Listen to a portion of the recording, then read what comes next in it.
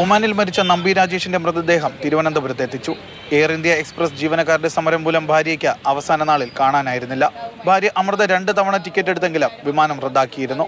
മൃതദേഹവുമായി air India ഓഫീസിന് മുന്നിൽ ബന്ധുക്കളും പ്രതിഷേധിച്ചു. അവർ പറയും ഞങ്ങളെ കമ്പനി അല്ലെന്ന് പറയുന്നത്. ടിക്കറ്റ് ഇഷ്യൂ ചെയ്യുമ്പോൾ അവർ പറയുന്നില്ല ഞങ്ങളെ കമ്പനി അല്ല ഇതൊന്നും അങ്ങനെ പറയുന്നില്ല. ഇപ്പൊ ടിക്കറ്റ് ഇത്രയും ആൾക്കാർ കൊടുത്തിട്ട് ഇവര് ഫ്ലൈറ്റ് ക്യാൻസൽ ചെയ്തിട്ട് ഓരോരോ കാര്യങ്ങൾ ഇങ്ങനെ പറയണം. അവര് ഞങ്ങളെ കമ്പനി എല്ലാം അങ്ങനെ പറയണം. ശവസംസ്കാരത്തിന് ശേഷം എയർ ഇന്ത്യ അധികൃതരുമായി ചർച്ചയ്ക്കുള്ള അവസരം നൽകാമെന്ന പോലീസിന്റെ ഉറപ്പിന്മേലാണ് പ്രതിഷേധം അവസാനിപ്പിച്ചത്.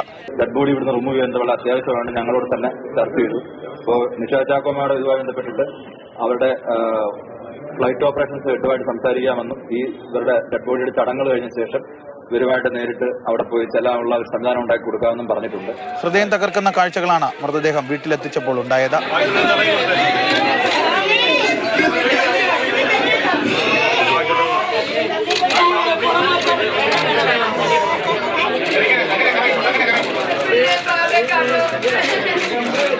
നമ്പി രാജേഷിന്റെ മരണവുമായി ബന്ധപ്പെട്ട എയർ ഇന്ത്യ അധികൃതർ മറുപടി പറയണമെന്ന മന്ത്രി വി ശിവൻകുട്ടി ആവശ്യപ്പെട്ടു. വിമാന കമ്പനിക്കും വിമാന കമ്മിറ്റി നടത്തുന്ന ടാറ്റ ഗ്രൂപ്പിനും ഇതിൽ ഉത്തരവാദിത്വമുണ്ട്.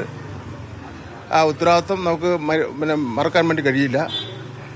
ഇക്കാര്യത്തിൽ എന്തെല്ലാം സഹായങ്ങൾ ഈ കുടുംബത്തിൽ ചെയ്യാൻ കഴിയുമോ അത് വിമാന കമ്പനിയും കമ്പനി നടത്തുന്ന ഗ്രൂപ്പും ചെയ്തു കൊടുക്കേണ്ടത്.